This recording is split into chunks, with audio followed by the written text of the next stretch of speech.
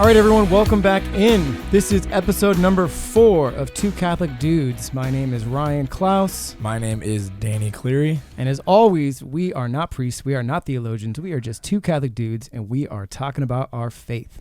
Absolutely. And today we are super excited because for the first time ever on the podcast, on the show, we have a guest. We have a guest. We are 3 Catholic dudes for the day. Yeah. One of our very good friends and someone that I've known for a very long time, Tyler Letson. Yeah, thank you guys for having me. I'm really excited to talk about my faith today. Right on. Well, welcome to the podcast. Before we get going, we again want to plug all of our social media. We want to thank you guys for all the great support, the comments, the likes. We really appreciate all the shares because that's going to help us grow our community. So please keep that up. We can't thank you enough for all that, all the sharing, all the love that you've supported us with. And we did set up a Patreon, so please consider if you can and you have the financial means to do so. Yeah, there we go. Please consider helping us out on Patreon. It does help with our equipment and to offset a lot of the costs so we can keep this show going and keep it thriving. Love it. And we mentioned it at the end of our last podcast, but if you could ask us questions, you can leave a comment on our YouTube page. You can leave a comment on Instagram. We'll compile all your questions, and we want to start answering one at the end of each episode. And if we get enough, we can do a whole Q&A. An entire Q&A episode. So keep those coming. We appreciate that. You can even email us at twocatholicdudes@gmail.com. So thank you for all that. Awesome. So the topic today is a lot of different podcasts, churches, ministries, different things are like, how do we engage the youth? How do we talk to the youth about their faith and staying involved? So we were like, you know what? Let's go get a youth and put them on the show and talk to them about it. And as people don't, some people may know you, but the people that don't, give us a little background on who you are and how you got to the table today. Well, as Danny said, I've been friends with both Danny and Ryan for a long time now, and I consider them 2 of my best friends in the whole wide world. Wow, I know, big time. But I just grew up at Holy Cross, and I've slowly learned to love God and love the church and love just ministry as well. It wasn't immediate. It happened a little bit later than it might happen to some others. A lot of people fall in love with Christ so early in life. It took me a little bit longer, not that I'm like super old or anything, but it was an interesting ride, and I don't know if we want to talk about that absolutely. later. Well, we've watched your growth, and that's why we wanted to have you on here, because it's an incredible story, and you have an incredible story. So that's what we have you on today, because you are heavily involved in Holy Cross, you're heavily involved in the youth group that I'm the youth minister for, and you're my go-to guy when I have to go out of town for retreats and stuff. I leave you in charge. And so how has being involved for your faith life? How has that been? How has it helped? It's, I think, the driving force, but behind what's keeping my faith going. Every time, like you said, I go out of town, or you go out of town rather. Every time you go out of town, or you even just give me a job to do while we're there, and even while you're there, it just gives me an opportunity to spread my faith and really get everyone involved, like all the kids there, and even some of the adults if I can. Gives me a chance to spread God, put a little bit of God in their life, a little bit of sprinkle of Jesus. Absolutely, yeah. I can tell you from experience, coming as kind of an outsider of youth ministry, I'm not the youth minister there. I do come to sometimes sporadically I come to youth nights, right? And I see what's going on, and I engage with the kids. And I've been doing that for a number of years. And I've seen a lot of the kids come up through the program. They start through confirmation, then they become peer ministers.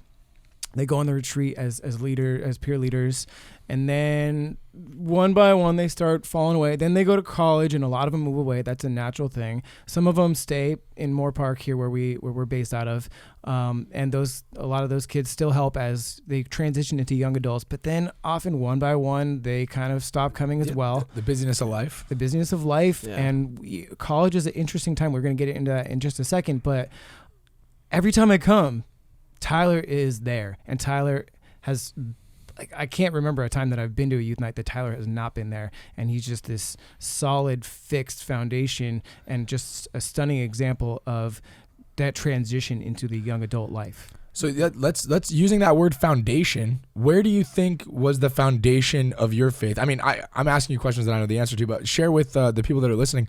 What is the foundation of your faith? Where did it start?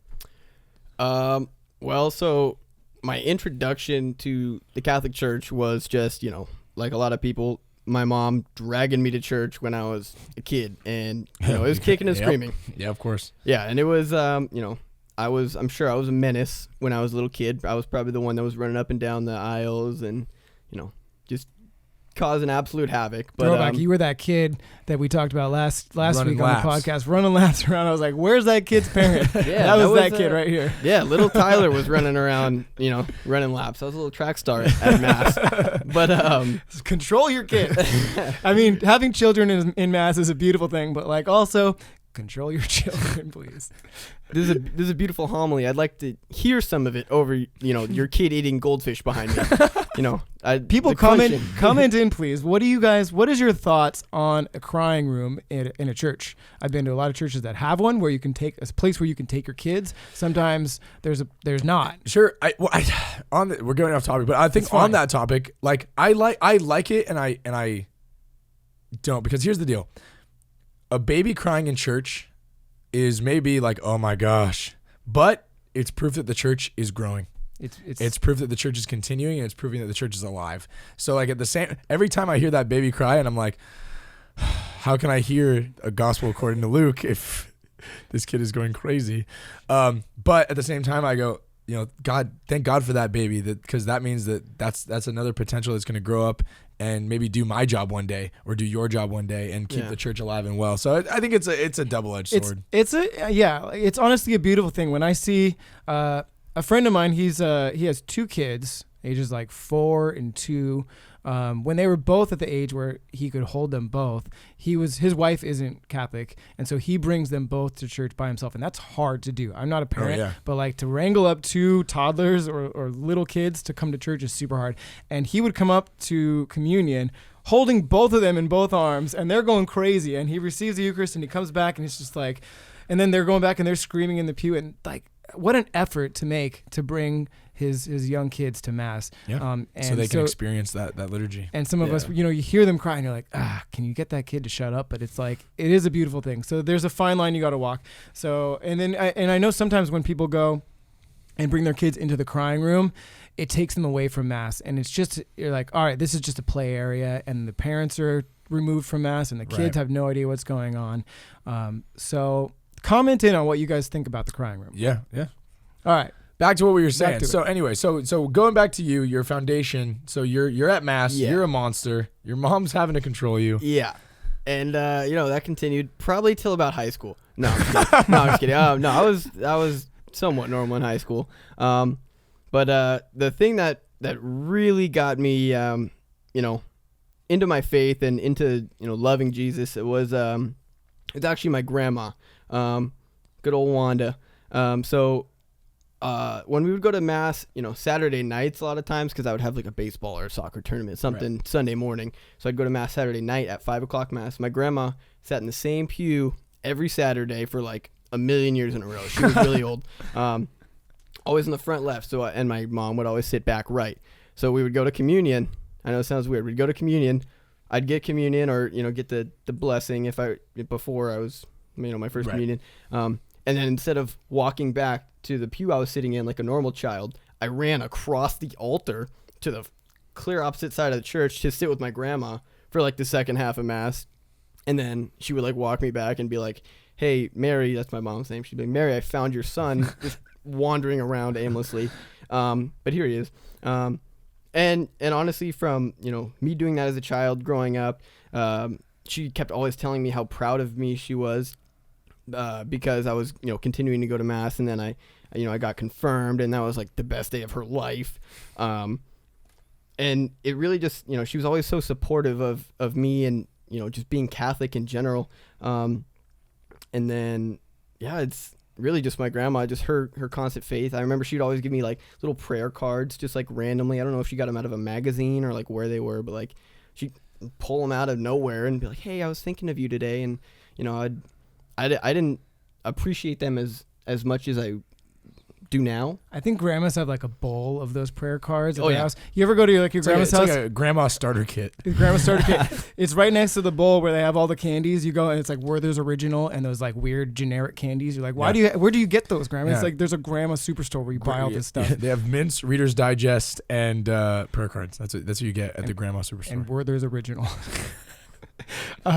Yeah, I think my grandma was an avid shopper at that store because you guys just about hit the nail on the head with that. So. Yeah. That story reminded me about people sitting in specific pews.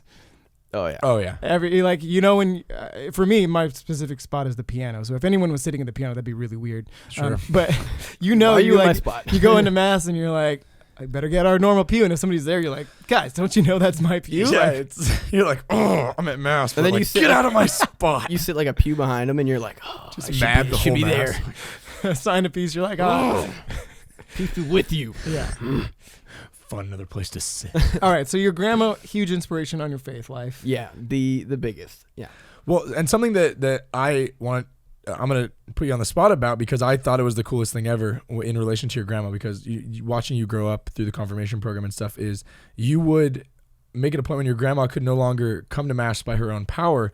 You made it a point to make sure you brought her communion every single Sunday. Yeah. So, exactly. So, in high school, a lot of the people at our parish, our peer ministers, we call them, they all got trained as Eucharistic ministers and as ushers, and then some as lectors, so we can help out, at mass because it's like you guys talked. I watched your last episode. It's huge. It's like the base of our faith is mass and celebrating the Eucharist and all that. Amen. Amen. Exactly. So, so I was a Eucharistic minister, and so my grandma, freshman year of college, was diagnosed with ovarian cancer, and that was tough on me because, she's the basis of my faith. She's the one who introduced me to Christ and gave me, she showed me that light basically. And, I was just so angry and confused. Like, how could God do this to the most incredible woman literally ever? Right. And, there was basically two ways I could have taken that was, I'm pissed, God is bad. He's mean, whatever. I didn't take it that way. I took this as a challenge, My grandma has overcome so many, different adversities. I think that's the word. Yeah. Different adversity. That's just a challenge. It's another adversity that she was going to overcome. Right. And, it didn't shake her faith at all. Like, it shook my faith. And I wasn't even directly affected by it. Like, this was her. Sure. And her life. She's 92 years old. And, like, she's already on her way out the door, if you will. But, and then, this just gets dropped on her. But it didn't shake her faith at all. She went to mass as often as she could and then started doing a chemo and everything, like every other week or so. And she just couldn't make it to mass anymore. And, she asked me if I knew if there was any way that communion could get brought to her. And I said, yeah, Grandma, I'm a Eucharistic minister. I think I can do that. I'd have to ask. So I asked Danny, and he said, yeah, you can get, this thing called a Pix. And I was like, Pix, like on the phone? Like Snapchat? I'm a guitar player. I'm thinking guitar pick. Yeah, right? And I'm like, Pix. Don't know what that is. P-I-X. Is that what it's spelled? Yeah. P-I-X. Okay. So my grandma went on Amazon, whatever, and bought one. And it had a little necklace on there, and then you flip it open and just put the body of Christ in there, close it back up, during a certain portion of the mass. And I did that, and I brought her communion every Sunday for probably 3 months. And I'm never going to forget this. I was able to give my grandma communion on her last day on this earth. And wow. She passed away on a Sunday night, and I gave her communion that morning. Oh, that's incredible. And she was to the point where she couldn't even chew anymore. So she just, let it dissolve. She let Jesus just pretty much absorb in her body, and I thought that was incredible. And that's super powerful. I was just about to ask you what has helped you in this transition phase from a high schooler to a young adult to stay grounded, because I struggled in that time frame. We know a lot of people struggle. This is when we lose a lot of people, but I think you might have just answered that. I don't know, you might have more to extrapolate on, but having that really powerful experience with the body of Jesus Christ and being able to give that to your grandma, especially on her last day, that's super powerful. Well, yeah, and the fact that your grandma being the person that kind of introduced you to Jesus, and then you could physically bring her that Jesus in when she needed it. Pretty absolutely amazing stuff. Yeah, no, I kind of took that as symbolism, I guess is the right word. Like you just said, she introduced Christ to me, and I was able to give Christ back to her on her last day. When she's on her way up to meet him. Yeah, and like the symbolism there is, I took that as I need to go forth and do that. Introduce Christ to people as often as I can. So I think that's why, I was kind of just going through the motions in high school. I don't want to say I was going for social reasons because, I loved God and I wanted to, help out every way I could. But that's really what transformed it into me genuinely wanting, with whatever it took, to introduce Christ to as many people as I could. Well, I think that's a big part of a lot of times in high school youth ministry. I know I can speak to it when I joined high school youth ministry, and a lot of the teens that we work with is the social aspect gets them in the door. Mm-hmm. Like my friends are going. This is something I do with my friends, but it's that when Ryan just asked that transitional period of when does it stop becoming a social thing and become a ministry thing, and something that you want to be part of your life. And I think that's where you kind of had that transfer of, this isn't so much just me hanging out with my friends anymore, but it's me.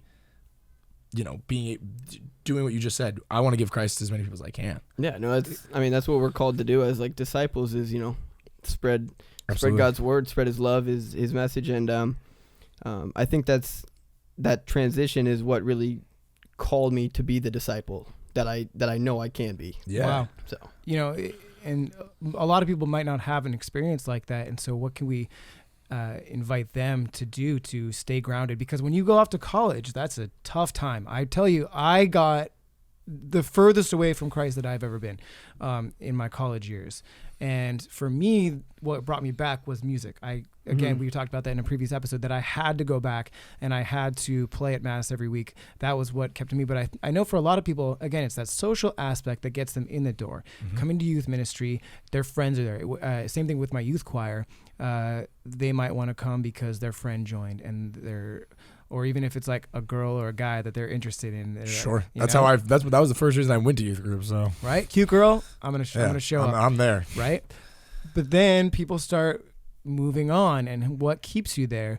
I think we talked about having a strong role model, a strong figure to look up to, because if you think that person is cool and they are embodying everything about their faith, you want to emulate that as much as possible, right? Definitely. Absolutely. So then, you went to school, you went to college. So what is it? Because Ryan's absolutely right, and I've seen it for years and years. When people go away to school, when people join college, and even if they stay local and stuff like that, is when they kind of gravitate away from their faith or their involvement in their faith. What kept you involved? We talked about obviously this mission that you felt God had given you with this experience with your grandmother, but what else kept you involved and made you want to stay active? So I actually chose to go to a school because, like I said, church was important to me in high school. It definitely wasn't as important as it should have been. It wasn't, my number one priority per se, but I decided to go to a school that was just 15 minutes away from my house and our church. So I continued to go, and like I said, freshman year of college is when, that whole ordeal happened, and I just felt really called throughout my college career to continue giving back to God, who literally died for us. So if he could do that, I can definitely go to church a couple days a week and help the youth of our parish and our country, I guess, really fall in love with Christ like I did.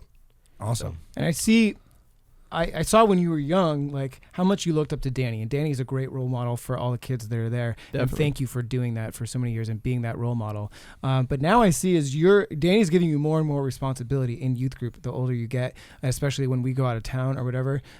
You're in charge a lot of times. And so you've kind of transitioned into that role model spot, and the kids are now looking up to you, and that helps you grow further. Absolutely. I say, because I talked a couple podcasts ago, I talked about my youth minister and how he was a huge role model for me. And I always kind of saw it as a ladder, is you got to kind of keep handing it down to the next person, to the next person, to the next person. Yeah. And so when he gave that to me, I feel especially within the last year and a half, I've tried to give that to Tyler. as like it's you time now to let me do the business part and you be that one to speak to the teens and to be that example. And he's done an absolutely incredible job on retreats and everything that he's done. Like you're great. I look up to you and I was the person that was supposed to be your youth minister, but I look up to you in your faith a lot. You're like Captain America handing over the shield. Yeah, I guess. I hope I don't get that old. All right. No, spoiler alert. Oh no! If you haven't seen if you haven't seen Endgame now, what are you doing? There's like a 1 month like period for the spoiler alert, and then after that it's like just go see the movie. Yeah, any big events like that, Game of Thrones, Avengers, Endgame, you get that 1 month window. Don't talk about it, and then it's all fair game. Yeah, get out of here. But anyway, that's the thing that I've tried to do with you, and you've done an incredible job of that. And now you're out of college, still involved in your faith, still involved in ministry. What's your mission now? What do you feel like God's calling you to do now? Now that is it the same? Is it different? Where's your head at? Honestly, at the moment, I'm still trying to figure out my whole life. I just graduated college a couple months ago, and I'm trying to figure out a job situation. I've got a job right now, but I'm for the long term. I feel like that's everybody's struggle coming out of college is figure out a job, do something. Make not just out of college, that's life, buddy. Yeah. So I'm trying to figure out life right now. But I know whatever I end up doing, as a career, I want my faith and God to be, number one. I want it to be a priority. If that means, I don't know if a youth minister job opens up somewhere and like somehow I get word of it and I apply or something like that, then so be it. Who knows? That would be pretty cool. That'd be crazy. So if anyone watching this video in the area, I don't know. Tyler, make it happen. Well, and I've noticed that faith has stemmed into a lot of your life, just by the choices that you've made. Because like a lot of times teens struggle in high school. We talked about that. They struggle with pressures and things like that. But you never really. I've known you since you were obviously like in the 8th grade, and that was just never something that kind of took you in. And you've always kind of, the faith has always been the forefront of your decision making and your moral code. And it's absolutely outstanding because like I wasn't like that in high school. Yeah, same here. Yeah. But you've always been that way. And it's what do you think? Why do you think that worked for you that other teens can maybe adopt or that they can do to live that life that you did? Honestly, I gotta thank my parents and my grandma, of course, for that. Right. For just hammering it into me. My mom dragging me to church every single Saturday. Even if it took the course of 15 years for me to figure it out, that like the good Catholic morals that we try to live by and we do our best to follow. Kicking and screaming, they were pounded into me. Right. Week after week. And like I said, I got to thank my parents for that. They're incredible. Mary and Kevin, if you ever watch this, I love you guys. Wow, and, shout out to the parents. Hey, you know what? Tyler's mom is one of the people that always shares our podcast. So, yeah, definitely shout out to Mary. Right. She's the best. That's awesome. And having a great foundation from your family is fantastic, but some kids don't have that. And I was going to ask, we have this amazing community at our parish as well, where the youth group is thriving. We have a lot of great opportunities for the kids to find their faith there with a like-minded community. But some parishes don't have that, and especially colleges. There's a lot of great Newman centers. That's a wonderful opportunity when you're off to college and life is hitting you from all angles. You can still be grounded in those Newman centers that are doing such an amazing job. But for me, the college that I went to didn't have one. I didn't even know what that was at that time. And so what do we think, this is outside of all of our emblem, but what do you think kids can do that are in college, the world's hitting them, you got a lot of secular society pulling them in all different directions. They don't have a Newman Center. How can they keep grounded in their faith or be pulled back further to it or help, That's the big question. I think that a lot of it comes down to the relationships and the environment that you keep. I quote Father Mike every episode, it seems like, but he's the man. But he says all the time that it's about your environment and who you surround yourself with and how you surround yourself. So even if you can find people that share your morals and values and your beliefs anywhere that you go. And I know that, even right now in my life, like the people that I associate with and the people that I hang out with are people that I can share that faith with, and that I can, even if it's not everyone that you hang out with, if you have that kind of always a place to go home to, always an anchor to keep you grounded and accountable, for things. Cause I think that's a big thing. And I think even when you go away to school and stuff, stay connected with the people that you left behind, text messages. And I think that's on youth ministers and people like that too. I've talked about with some of the people at our parish, like doing like care packages for our college students, like sending them like prayer cards or just like, whatever, just things hit up all the grandmas for their prayer cards. Yeah. All the Werther's originals. Send them a Werther's original with a little prayer card. They love it. Yeah. But just like we're thinking of you. Absolutely. Like your faith didn't forget about you. Exactly. Because I think that's another hard part. And none of us have had to really experience that too much, is when people go away, is how do you come back? Like, do I still fit in here? Maybe you experienced a little bit, is where is my place here now that I'm not in high school anymore, in a youth group scenario or something like that? Yeah. So I can actually touch on that a little bit. So it's kind of funny. We actually have a term for it at our church. We call it the young adult crisis. It's exactly that. Exactly. That's trademarked by Danny. So, props to Danny for that. But when you're a peer minister, you're still in high school, you're a junior or senior in high school, and you are a volunteer at our parish, you have a very clear Sorry. You have a very clear job. Yeah. Yeah, sorry. Don't get choked up on the podcast. Yeah, it's pretty emotional. I talked about my grandma earlier. I'm all choked up, man. You have a very clear job, and that job is to be a role model to those in the confirmation program. Right. To lead small groups, to lead games that we play, things like that. When you become a young adult, that changes a lot. You're not, directly thrown into that by Danny. You're not, the young adults don't necessarily lead games or the small group discussions as often as the peer ministers do. So a lot of times we're weird. They are not thrown off to the side, but it's harder to find their role. You're like in limbo. Yeah, exactly. It's harder to find their role. They're not a youth minister. They're not a peer minister. They're in between. They have to help out, but at the same time, not too much to where the peer ministers get outshined. If that makes sense. It's weird. It's finding where you fit in. Mm-hmm. Exactly. We're going to hear about that transition period right there when we change out that camera. This is a great spot for like plugs in the future. So if you want us to sponsor or be sponsored in our video, Pete's Coffee, or help us out on Patreon. We can plug all our Patreon members at this point right now when we swap the camera. We're going to do that right now. We'll be right back. All right, we're back, and we just wanted to take this moment and acknowledge our sponsor for the day. No, just kidding. We don't have a sponsor. This is episode number 4. So not yet. Not yet, but hit us up. All right. So again, we're talking about that transitional phase.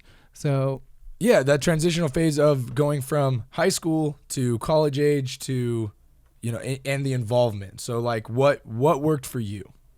So like I touched on earlier, it's kind of a tough transition, trying to find where you belong, in your youth group, in your church, just in the Catholic faith in general. The thing that helped me was, as I didn't step back from being involved in youth ministry, but I wasn't a peer, I wasn't leading the small groups, I wasn't leading the games.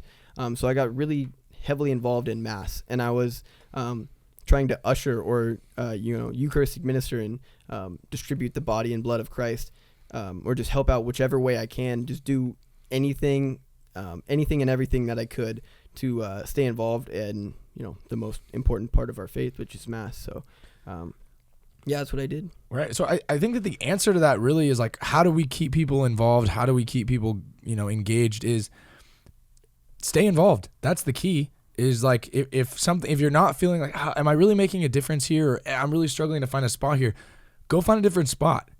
And you never know what's out there, because there's always a need and there's always a place for you to minister. And sometimes we go back to a previous episode where we talked about change and growth. Sometimes you got to change up that environment and do something different to find out, where that transition is going to take you. Yeah, and you never know where the help is needed. I think it's up to the people in the roles. So, for instance, I'm in music ministry, to go out and find people and say, hey, have you considered joining the choir? And they would have maybe never thought of that, but since I reached out to them, big invitations. Invitation is a key. Invitation's key. Hey, Tyler, we need some extra help at youth ministry. You're like, some people might not think to go up, but also think to go up and ask people, because I might be so busy with my project that I'm forgetting to go out and ask people and to be like, hey, I noticed that you guys are short a few members. Do you guys need an extra hand? You're like, oh yeah, that'd be great. I think it needs to come from both ends. We need to be inviting people in, and if you don't have a particular ministry already, go out and find one. Well, as I'll say this, like being involved in your faith, and Catholicism is not a spectator sport. So get off the bench and be in the game. Going to Mass is amazing and beautiful, and that's great. Go to Mass. But there's so many incredible ways to be involved in our faith and in our churches that you can do. Like there's so many different ministries at parishes that need people that want involvement. They want your involvement. And I think that's a huge way for you to stay connected in your faith and to keep your faith growing. It's like we used the gym analogy last time. If you got to keep going to the gym, if you want your faith, if you want to get stronger, you got to keep going to the gym, and you got to work out different body parts. Just like if you want your faith to be stronger, you got to keep going to Mass. But that's one part of our faith. So try to get involved in other different things, Catholic charities. Yeah, stuff like that. Charity, other ministries that may need your assistance, that may need your involvement. I know at our church, I'm a member of the Knights of Columbus, and so that's another thing that I do to help out the church, just with whatever fundraisers and things they do. And if you're in that situation where you're in college and there's not a Newman Center and you don't find a big community, start one and find some friends that are also Catholic, or maybe invite some people to come to church, but maybe start a prayer group, start a Bible study, go to theology on taps.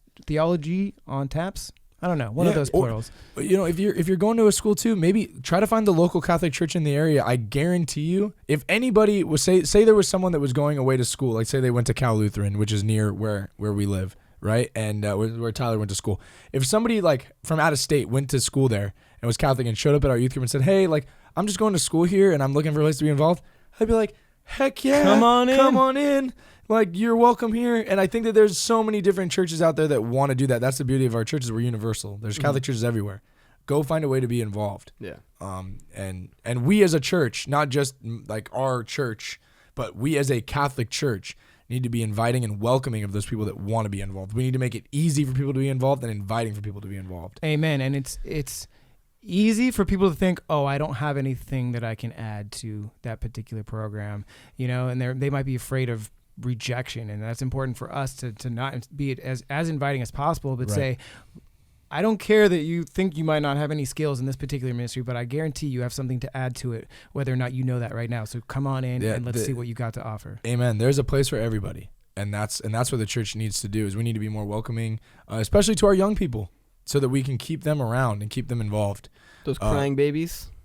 Bring them in. Yeah. It's tough. But, from crying babies to college students to 90-year-olds, like there's a place for everyone in the Catholic Church, and there's a place for everyone to be involved in the Catholic Church. And that's, I think, that something that we need to work on. And I think that, thanks for Tyler for being here as a great prime example of someone involved and active in their faith and trying to help other people be involved and active. Being on the podcast as an example, you wanted to show up and talk about your faith for 45 minutes. I love it. And it's great getting to talk to you because, again, we talk about all these other mediums that we listen to where they talk about how we can get the youth involved, and they talk about them in the third person. It's like, well, here is one live in person, and you can see one that's living out his faith. And so I want to thank you for being such a great example for my faith life and for all the kids that are coming up, and you're being an inspiration to them. So thank you for that. Amen. And amen. Thank you to you guys for you guys' constant support for myself. Like, you guys are both incredible role models for me and for so many. So that's kind of you to say, man. We appreciate it. We're just two Catholic dudes doing our best. Dudes. Yeah. So I think that we're about wrapping up our time here. Let's bring this thing home. Let's bring it home and do our announcements. Our announcements, just like at Mass. But please follow us on all of our social media: Instagram, Twitter, at 2 Catholic Dudes. On Instagram, it's Two Catholic Dudes. We vlog on there. We have all kinds of different you get to see a lot of behind the scenes. Yeah. We're pretty silly, and again, we want to keep it light, keep it fun. That's our vibe. Yeah. And we don't want to be someone that we're not. So like, come and see some silly stuff that we do on our vlogs and come whatever. along the journey. I think there was a slinky involved today. There was. If I'm not mistaken. There was. Yeah. So you never know. Comment: has anyone ever successfully got a slinky down all the stairs? There's no possible way. I don't. Okay. It's impossible. Yeah.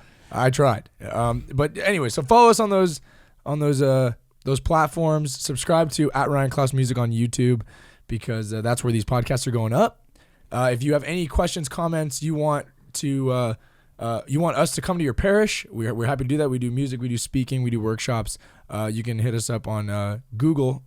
Or Google. You can just email us at twocatholicdudes@gmail.com. You can search the Google machines and try to find us there. Google machine. twocatholicdudes@gmail.com for any questions or booking information. You can reach out to us on there. And then, of course, as always, please consider being a Patreon member and helping out the podcast. It's so incredibly appreciated, and your generosity means the world to us. We know that your money is asked for a lot of different sources, and we really appreciate you considering it.